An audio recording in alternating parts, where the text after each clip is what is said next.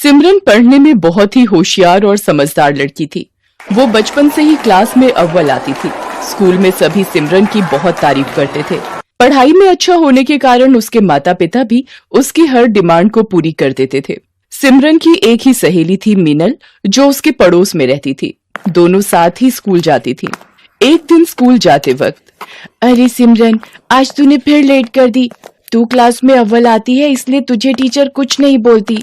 आज तो वो पक्का मुझे पनिशमेंट देंगी। अरे बाबा, कुछ नहीं होगा। हम दोनों क्लासरूम की खिड़की से जाकर सीट पर बैठ जाएंगे। ये देख, मेरा नया फोन। वाह, तुम्हारा पर्सनल फोन। यहाँ तो मुझे हर साल अपनी दीदी की पुरानी स्कूल ड्रेस पहनकर स्कूल जाना पड़ता है। ये फोन तुम्हारा भी तो है। आखिरकार हम दोनों बचपन से फ्रेंड्स हैं। कल पूरी रात मैं इसके फीचर्स देखती रही। मीनल और सिमरन बातें करते करते स्कूल पहुंच जाती हैं और चुपके से क्लासरूम के पीछे वाली खिड़की से घुसने की कोशिश करती हैं, लेकिन टीचर दोनों को पकड़ लेती है और लेट आने की वजह से टीचर दोनों को क्लास से बाहर कान पकड़कर खड़ा कर देती हैं। सिमरन, तुम पढ़ाई में अच्छी हो, लेकिन तुम्हें स्कूल के और भी रूल्स फॉलो करने चाहिए। डिसिप्लिन मेंटेन करना चाहिए। सॉरी टीचर, अगली बार से ऐसा नहीं होगा। सिमरन और मीनल के सामने वाली क्लास से दो लड़के क्लासरूम के बाहर कान पकड़कर खड़े थे। अरे क्यों दिल छोटा कर रही है? सिर्फ हम दोनों ही क्लासरूम के बाहर थोड़ी हैं। सामने उन लड़कों को देख। हाय गर्ल्स, आप लोग भी क्लास में लेट आई थी क्या? हाँ, ये टीचर भी ना स्कूल में पढ़ाने आती हैं या बच्चों को पनिशमेंट देने? मैंने तुम्हें स्कूल में पहले कभी नहीं देखा। हाँ, मैंने भी कुछ दिनों पहले स्कूल में एडमिशन लिया है। धीरे धीरे रॉकी और सिमरन में दोस्ती हो जाती है। दोनों एक दूसरे को अपना फोन नंबर दे देते हैं। दोनों हमेशा साथ में घूमते हैं। स्कूल के बाद भी साथ में वक्त बिताते हैं। एक दिन स्कूल से वापस आते वक्त सिमरन अपने मोबाइल से किसी को टेक्स्ट कर रही होती है। अरे यार, तू भी ना हमेशा इस मोबाइल में ही लगी रहती है। अरे वो स्टैंडर्ड 11 वाला रॉकी है ना, उसने मुझे क्या मस्त जोक भेजा है। तूने रॉकी को अपना नंबर क्यों दिया? वैसे भी वो दूसरे स्कूल से आया है। इस बार हमारा 10th क्लास है। वो मेरी थोड़ी स्टडीज में हेल्प कर रहा है और कुछ नहीं। मैं तो कहती हूँ तू उससे थोड़ा दूर रहा कर। मुझे वो लड़का बिल्कुल भी पसंद नहीं है। तू भी ना, ऐसा कुछ भी नहीं है। रॉकी काफी अच्छा लड़का है। अगले दिन सिमरन क्लास में बैठकर फोन चला रही थी, तभी उसे टीचर पकड़ लेती हैं। ये क्या है सिमरन, आजकल तुम्हारे मार्क्स वैसे भी पहले से बहुत कम हो गए हैं और तुम क्लास में बैठकर मोबाइल चला रही हो। मुझे मजबूरन तुम्हारी मम्मी को कंप्लेंट करना पड़ेगा। सॉरी टीचर, अगली बार से ऐसा नहीं होगा, वरना मम्मी मेरा फोन छीन लेंगी। प्लीज मम्मी को मत बताइएगा। ये तुम्हारी पहली गलती थी, इसलिए मैं माफ कर रही हूँ। ऐसे ही कुछ महीने बीत जाते हैं। गर्मी की छुट्टी का वक्त आ जाता है। सिमरन और रॉकी स्कूल के बाद कुछ टाइम साथ में गुजारने का प्लान करते हैं। अरे यार मीनल, तू आज अकेली घर चली जा। अगर मेरी मम्मी तेरे घर पर कॉल करे तो बोल देना मैं तेरे घर पर ही हूँ। लेकिन तू कहाँ जा रही है? मैं रॉकी से मिलने जा रही हूँ। ये सही नहीं है, तुम्हें स्कूल से सीधा घर जाना चाहिए। तुम मेरे से जलती हो क्योंकि स्कूल में सभी मुझे इम्पोर्टेंस देते हैं। ऐसा कुछ भी नहीं है, तुम मुझे गलत समझ रही हो। तभी सिमरन के फोन पर रॉकी का कॉल आता है और वो वहाँ से चली जाती है। सिमरन रॉकी से मिलने उसके घर जाती है। वहाँ काफी अंधेरा होता है। सिमरन रॉकी को आवाज देती है, रॉकी कहाँ हो तुम? रॉकी पीछे से आकर उसे भूकर डरा देता है। ओह रॉकी, तुम भी ना, तुमने तो मुझे डरा ही दिया था। क्या तुम भी बच्चों की तरह डर गई? रॉकी और सिमरन साथ में पिज्जा खाते हैं और खूब सारी बातें करते हैं और एक पिक्चर देखते हैं। कल से गर्मी की छुट्टी हो जाएंगी। हम लोग 2 महीने तक नहीं मिल पाएंगे। इससे पहले मैं तुम्हें कुछ बताना चाहता हूँ। हाँ बोलो, क्या बताना है तुम्हें? तुम मेरी बेस्ट फ्रेंड हो।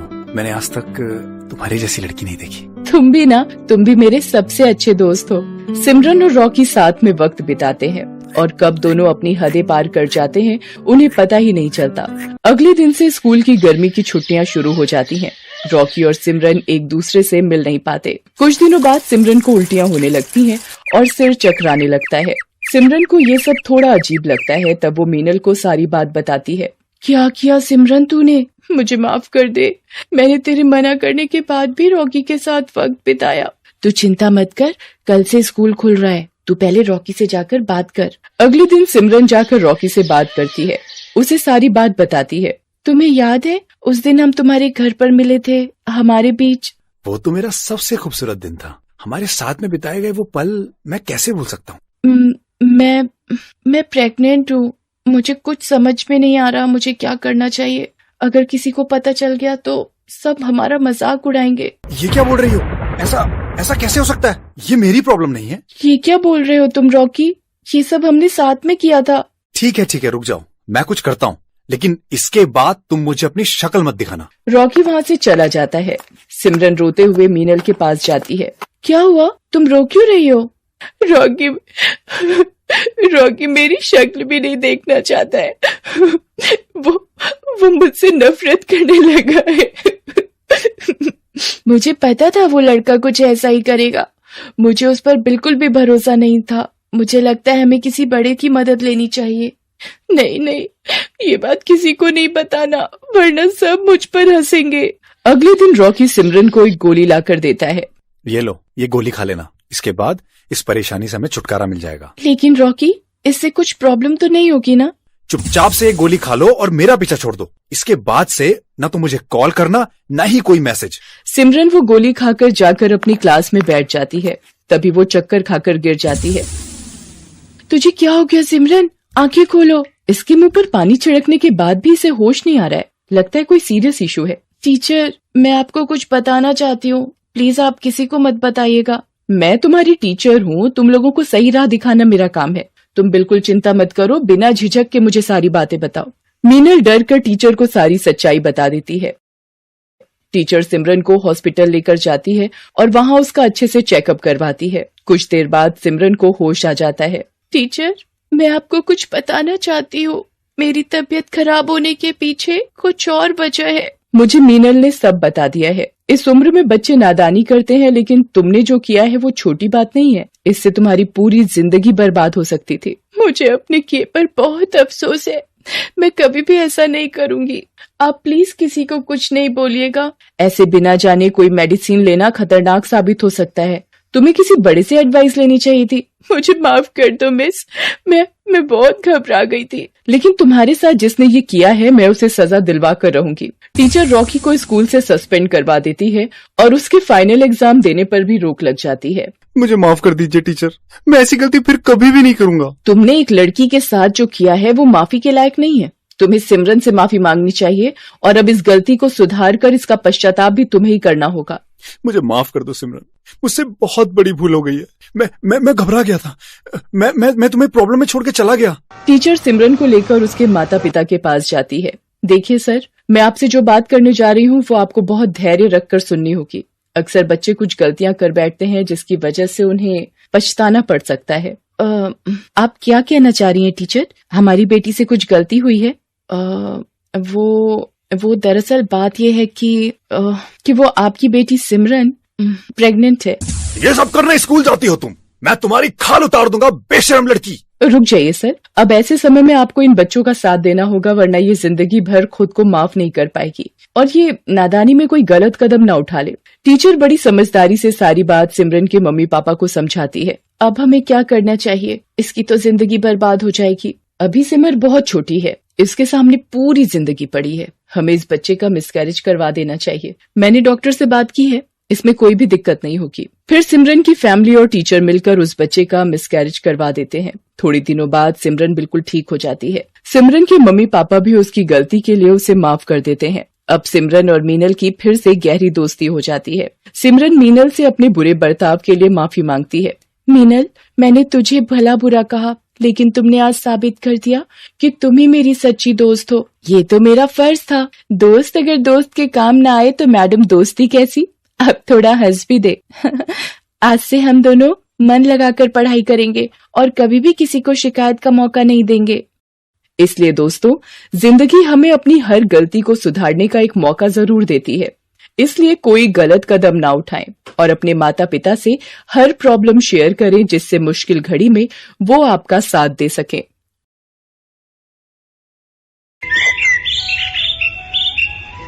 संध्या एक प्राइवेट स्कूल में टीचर थी। कुछ दिन पहले ही उसने ये स्कूल ज्वाइन किया था। आज सुबह से उसे थोड़ी सुस्ती सी लग रही थी, इसलिए उसे जागने में भी देर हो गई थी और जब उसकी नींद खुली तो 8:30 बज चुके थे। ओह, आज तो 8:30 बज गए। 9 बजे तक बस स्टैंड पहुंचना होगा, नहीं तो बस छूट जाएगी और स्कूल जाने में बहुत देर हो जाएगी। संध्या जल्दी जल्दी तैयार होने लगी। एक बार तो उसका मन किया कि वो आज की छुट्टी ले ले, लेकिन स्कूल में एनुअल फंक्शन की तैयारी भी चल रही थी, इसलिए वो चाहकर भी छुट्टी नहीं ले सकती थी। भागती भागती वो बस स्टैंड पहुंची। थैंक गॉड मैं बस स्टैंड पहुंच गई, नहीं तो भारी मुसीबत हो जाती। अपने राइट टाइम पर बस आई। संध्या भागकर बस में चढ़ गई। 15 मिनट बाद वो अपने स्कूल पहुंच गई, लेकिन जैसे ही वो स्कूल के गेट पर पहुंची तो उसने महसूस किया कि सारे स्टूडेंट उसे घूर घूर कर देख रहे हैं और मन मन मुस्कुरा भी रहे हैं। क्या बात है, सब मुझे ऐसे क्यों घूर रहे हैं? संध्या स्टाफ रूम की ओर बढ़ी जा रही थी, लेकिन जैसे जैसे वो आगे बढ़ते जा रही थी सारे स्टूडेंट उसे उसकी ओर देखकर मुस्कुराते हुए मिलते। एक समय तो उसे बहुत गुस्सा भी आ गया और उसने एक स्टूडेंट को डांटते हुए कहा, जब देखो खीखी करते रहते हो, क्या बात है, क्यों कर रहे हो खीखी? संध्या मैम की डांट को सुनकर उस स्टूडेंट जिसका नाम विवेक था उसने कहा कि मैम वो आपके कपड़े में कुछ लगा है। कुछ लगा है? क्या लगा है? मैम पता नहीं, कुछ लाल रंग का है। विवेक की बातों को सुनकर संध्या का माथा ठनक गया। उसे समझ आ गया था कि उसे पीरियड हो गया है। उफ, मुझे पीरियड हो गया है, लेकिन मुझे पता क्यों नहीं लगा। संध्या तुरंत भागी भागी स्कूल के वॉशरूम में गई। उसने जैसे ही शीशे में देखा कि उसके कपड़ों में दाग लगा है, उफ, दाग तो काफी ज्यादा लग गया है। कोई नहीं, मैं इसे बाद में साफ कर लूंगी, लेकिन पहले मुझे पैड तो लगाना होगा। उसके बाद संध्या ने अपने पर्स को खोला, लेकिन पर्स को खोलते ही उसका दिमाग चकरा गया। ओह, इसमें तो पैड है ही नहीं। मैं तो हमेशा एक्स्ट्रा पैड रखती हूँ। क्या करूँ? पैड तो लगाना ही होगा ना। संध्या उसी हालत में बाहर निकली और स्टाफ रूम में गई। स्टाफ रूम में भी सभी उसे वैसे ही घूर कर देख रहे थे जैसे कि वहां कोई आसमान से उतरकर एलियन घुस आया हो। संध्या को ये देखकर बहुत बुरा लगा, लेकिन इन सब की परवाह किए बिना वो अपनी साथी टीचर रंजना के पास गई और उससे कहा कि रंजना मिस, वो देखिए ना, मुझे पता ही नहीं चला और मुझे पीरियड्स आ गए हैं और संयोग से मेरे बैग में एक्स्ट्रा पैड भी नहीं है। क्या आपके बैग में पैड पड़ा है? संध्या मिस, ये आप क्या कह रही हैं? क्या मतलब क्या कह रही हूँ? मैं पैड के बारे में पूछ रही हूँ। देखिए मैम, आप बेशर्म होंगी तो होंगी, मैं बेशर्म नहीं हूँ जो इस तरह की बात खुलेआम इस तरह स्टाफ रूम में करूं। रंजना की बातों को सुनकर संध्या उसे घूर कर देखने लगी। उसे समझ नहीं आ रहा था कि वो उसे क्या कहे और क्या न कहे। मर्द टीचर ने अगर ये बात कही होती तो संध्या उसका मुंह तोड़ जवाब देती, लेकिन रंजना मैम तो खुद एक औरत थी, पीरियड के बारे में अच्छे से समझती थी, फिर उनका व्यवहार ऐसा क्यों था? मैम, पीरियड के बारे में बात करना कब से बेशर्मी हो गई? ये तो एक नेचुरल क्रिया है, हर लड़की हर औरत को होता ही है। अरे, आप बात समझती क्यों नहीं? वो ये बातें कर ही रहे थे कि तभी स्कूल का चपरासी स्टाफ रूम में आया और उसने कहा, संध्या मैम, प्रिंसिपल सर आपको इसी समय बुला रहे हैं, बहुत अर्जेंट है। संध्या ने जब ये सुना तो उसके दिल की धड़कन बढ़ गई और वो सोचने लगी, क्या मुसीबत है, अब इसी हालत में प्रिंसिपल सर के पास भी जाना होगा। संध्या प्रिंसिपल सर के कमरे में गई। प्रिंसिपल साहब उस समय कंप्यूटर पर कोई काम कर रहे थे। उन्होंने संध्या मैम को इशारे से बैठने के लिए कहा। संध्या मैम सामने लगी कुर्सी पर बैठ गई। कुछ देर बाद, हाँ तो मैम, कैसी चल रही है एनुअल फंक्शन की तैयारी? जी ठीक चल रही है। देखिए मैम, इस बार चीफ गेस्ट के रूप में हमारे एरिया की एमएलए आ रही हैं। हमारे प्रोग्राम में कोई गड़बड़ी नहीं होनी चाहिए। स्कूल और मेरी इज्जत दोनों का सवाल है। सर टेंशन मत लीजिए, मैं बच्चों से अच्छे तरीके से तैयारी करवा रही हूँ, प्रोग्राम अच्छा होगा। प्रिंसिपल से इजाजत लेकर संध्या मैम फिर क्लासरूम की ओर जाने लगी, लेकिन तभी प्रिंसिपल सर की नजर संध्या के कपड़ों पर गई। संध्या के कपड़ों को देखकर प्रिंसिपल का मूड खराब हो गया। उसने कहा, संध्या मैम, ये क्या है? ये क्या लगा है आपके कपड़ों में? सर वो... संध्या ने प्रिंसिपल सर से बिना झिझके अपने पीरियड की बात कह दी, जिसे सुनकर प्रिंसिपल सर का बिहेवियर भी स्कूल के और टीचरों की तरह ही था। देखिए मैम, ये स्कूल है, कई सारे बच्चे पढ़ते हैं यहाँ, आपको इन सब चीजों का ध्यान रखना चाहिए। सोचिए, किसी ने इस हालत में आपको देख लिया तो उसके दिमाग पर क्या असर पड़ेगा? सर, ये आप क्या कह रहे हैं? इस पर अपना कोई कंट्रोल होता है क्या? ये तो एक नेचुरल चीज है जो होनी है। वैसे सर, बच्चों ने मुझे ऐसी हालत में देख लिया है। देखिए, ऐसा पहली बार हो रहा है, इसलिए मैं कोई कड़े स्टेप नहीं लूंगा, लेकिन आइंदा आप इस बात का ध्यान रखिएगा, नहीं तो आपकी नौकरी पर खतरा होगा। संध्या का मन तो कर रहा था कि वो खुद एक रेजिग्नेशन लेटर लिखे और प्रिंसिपल सर के मुंह पर मार दे और कहे कि आप जैसे बुद्धिहीन लोगों को कौन प्रिंसिपल बना देता है, लेकिन वो ऐसा नहीं कर सकती थी क्योंकि इस नौकरी की उसे बहुत ही ज्यादा जरूरत थी। बहरहाल वो खून का घूंट पीकर वहां से चली गई। कुछ दिन के बाद स्कूल में एनुअल फंक्शन था। उस फंक्शन की सारी जिम्मेदारी संध्या के कांधों पर ही थी। प्रोग्राम शुरू होने के कुछ देर पहले, संध्या मैम, सारी तैयारी हो गई है ना? एमएलए मैम बस कुछ देर में ही यहाँ पहुँचने वाली है। जी सर, बच्चों ने अच्छे से प्रैक्टिस की है। मैं दावे के साथ कह सकती हूँ हमारा प्रोग्राम जबरदस्त होगा। वे बातें कर ही रहे थे कि एमएलए मैम आ गई। प्रिंसिपल सर तुरंत उनके पास उन्हें रिसीव करने चले गए। थोड़ी देर बाद बच्चों का प्रोग्राम शुरू हो गया। सारे प्रोग्राम ठीक से हो रहे थे। बच्चों का डांस, नाटक और गाने के प्रोग्राम पर खूब तालियां बजी। एमएलए मैम भी इस प्रोग्राम को देखकर बहुत खुश थी। बहुत अच्छे तरीके से तैयार कराया है आपने ये प्रोग्राम। जी मैम, बच्चों ने काफी मेहनत की है। वे बातें कर ही रहे थे कि तभी लड़कियों के एक और डांस प्रोग्राम का अनाउंसमेंट हुआ। अब मंच पर 10वीं कक्षा की लड़कियां आप लोगों के सामने एक बहुत ही खूबसूरत क्लासिकल डांस पेश करने वाली हैं। आपसे गुजारिश है कि जोरदार तालियों से इन बच्चियों का स्वागत करें। संध्या मैम के ऐसा कहते ही सभी ने जोरदार ताली बजाई। कुछ देर बाद 10वीं कक्षा की बच्चियां मंच पर आ गईं और डांस परफॉर्म करने लगी। लेकिन ये क्या, डांस करते ही 2 बच्चियों के कपड़ों पर लाल रंग का निशान दिखा। प्रिंसिपल सर ने ये देखा तो अपना माथा पकड़ लिया। उफ, ये क्या हो गया? सारा प्रोग्राम ठीक चल रहा था कि बीच में ये?